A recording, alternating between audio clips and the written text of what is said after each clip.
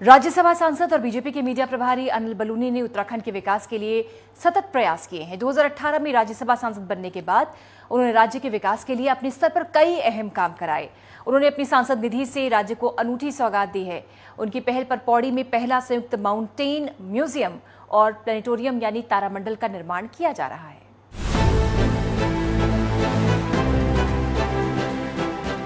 सांसद अनिल बलूनी के प्रयासों से उत्तराखंड के पौड़ी जिले में संयुक्त माउंटेन म्यूजियम और प्लेनेटोरियम यानी तारामंडल का निर्माण किया जा रहा है। ये राज्य का पहला और अखिल भारतीय स्तर पर अनूठा केंद्र होगा, जहां भूगोल, इतिहास और संस्कृति परंपरा का अवलोकन किया जा सकेगा। जहां माउंटेन म्यूजियम और तारामंडल के जरिए खासकर छात्रों को कई तरह की जानकारियां मिलेंगी, वहीं पौड़ी में इसके निर्माण से ये टूरिस्ट डेस्टिनेशन के तौर पर चर्चित होगा। खासकर पौड़ी खिरसू जैसी जगहों की प्राकृतिक छटा देखते ही बनती है। यहीं से पर्वत श्रृंखला और हिमालय का चौखंबा नजर आता है।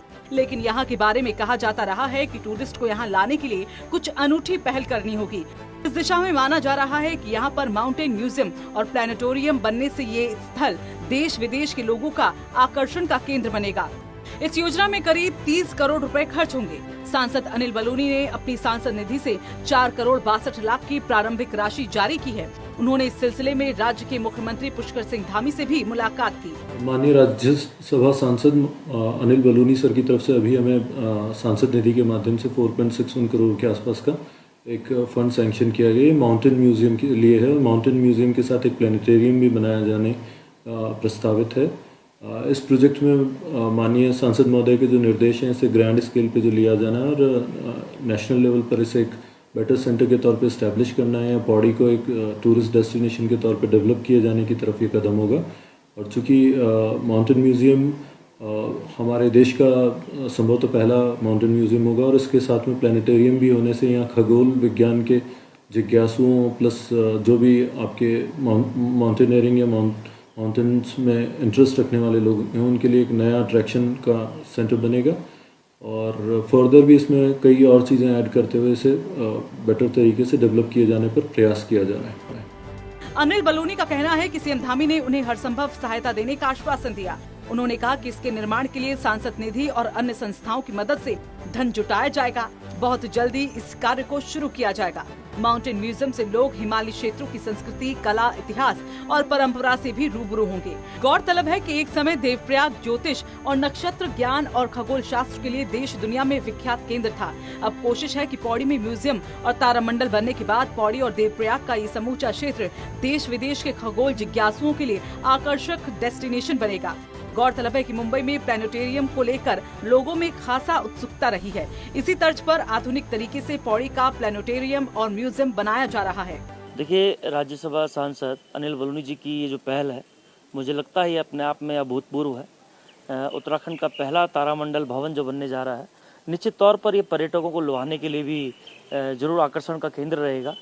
और हम सब ने बचपन में किताबों में पढ़ा है कि सुपरनोवा एक थ्योरी हम सब ने पढ़ी है। इसमें कहा गया था कि पृथ्वी की उत्पत्ति एक तारे से हुई है। तो काफ़ी दिलचस्प रहेगा कि उन तारों को आज हमें देखने का मौका मिलेगा और भविष्य में पूरे तारामंडल को समझने में उत्तराखंड के लोगों के अंदर भी दिलचस्पी बढ़ेगी। और मैं समझता हूँ कि इससे काफ़ी बाल वैज्ञानिकों का भी उद्भव पौड़ी सहित पूरे उत्तराखंड में होगा। तो काफ़ी सराहनीय पहल है और उसके लिए अनिल बलूनी जी बधाई के पात्र हैं।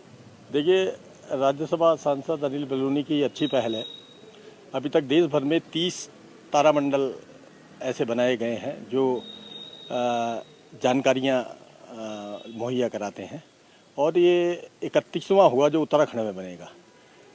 और यूपी की गोरखपुर में भी इसी तरह का एक तारामंडल बनाया गया है।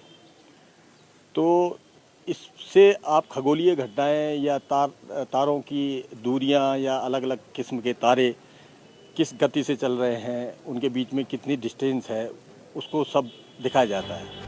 इस केंद्र को टूरिस्ट डेस्टिनेशन से जोड़ने के लिए इसे अन्य शैक्षणिक गतिविधियों से भी जोड़ा जाएगा। इसके तहत अतिथि गृह, जैव विविधता, नॉलेज पार्क और साइंस पार्क भी विकसित किए जाएंगे। बीजेपी के मीडिया प्रभारी के अहम पद पर रहने के साथ राज्यसभा की सांसद अनिल बलूनी ने अपने स्तर पर उत्तराखंड में कई ऐसे विकास कामों को अंजाम दिया जिसका फायदा नए राज्य को मिल रहा है। उनकी पहल से कई ऐसी योजनाएं परवान चढ़ी हैं जिनका फायदा सीधे राज्य को मिला है। सांसद अनिल बलूनी जहां एक तरफ राज्य के विकास कार्यों के लिए तत्पर रहे, तो वहीं इसकी संस्कृति परंपरा को संजोने के लिए उन्होंने अपने स्तर पर कई कोशिशें की। पौड़ी के नकोट कंडालस्यू गांव के रहने वाले अनिल बलूनी ने दिल्ली से पत्रकारिता की पढ़ाई की। छात्र जीवन से ही समाज सेवा की ओर उनका रुझान रहा। गुजरात के राज्यपाल सुंदर सिंह भंडारी ने उन्हें अपना ऑफिसर ऑन स्पेशल ड्यूटी बनाया था। इसके बाद वो सक्रिय राजनीति में आए। 2014 में अनिल बलूनी को मीडिया प्रकोष्ठ में पार्टी प्रवक्ता बनाया गया। उत्तराखंड में निशंक सरकार के समय उन्होंने वन्यजीव बोर्ड में उपाध्यक्ष का पद भी संभाला। 2018 में अनिल बलूनी राज्यसभा के सांसद चुने गए। अनिल बलूनी को नैनी दून जनशताब्दी एक्सप्रेस शुरू कराने का श्रेय जाता है। उस समय रेल मंत्री पीयूष गोयल ने वीडियो कॉन्फ्रेंसिंग में कहा था कि अनिल बलूनी ने लड़ झगड़ कर इस ट्रेन को लिया है। उन्होंने इसके लिए कई बार मुलाकात की। उत्तराखंड के लिए ये बहुप्रतीक्षित ट्रेन थी। गढ़वाल कुमाऊं क्षेत्र के आवागमन को जोड़ने के लिए इसका महत्व है। अनिल बलूनी ने इससे पहले उत्तराखंड के लिए एनडीआरएफ की अलग बटालियन स्वीकृत कराई। उन्होंने कोटद्वार उत्तरकाशी में आईसीयू वेंटिलेटर की स्थापना कराई। अनिल बलूनी ने सांसद के नाते पौड़ी के निर्जन गांव पौर को गोद लिया था। इस गांव के विकास के लिए वो तत्पर रहे। राज्य में विशिष्ट बीटीसी का मामला लंबे समय से अटका हुआ था। कुछ तकनीकी कारणों से विशिष्ट बीटीसी के तहत अध्यापक बने कई लोगों के रोजगार पर संकट खड़ा हो गया था। लेकिन सांसद रहते अनिल बलूनी ने इस पूरे मामले में केंद्र के समक्ष मजबूत पैरवी की। मसूरी और नैनीताल की पेयजल योजनाओं की स्वीकृति में भी उन्हें श्रेय दिया जाता है। अनिल बलूनी उत्तराखंड की लोक परंपरा और संस्कृति के लिए हमेशा सजग रहे। उन्होंने तीलू रौतेली और माधो सिंह भंडारी के स्मारकों का पुरातत्व विभाग के जरिए संरक्षण के लिए प्रयास किया। इसके साथ ही उन्होंने राज्य के प्रतीकों के संरक्षण के लिए अभियान चलाया। उत्तराखंड की लोक परंपरा में इगास पर्व का खास महत्व है। देखा जा रहा था कि लोग धीरे धीरे इस पर्व से विमुख हो रहे हैं। ऐसे में अनिल बलूनी ने राज्यसभा सांसद रहते हुए पिछले साल अपने गांव जाकर इगास मनाई थी। Bureau report, network 10।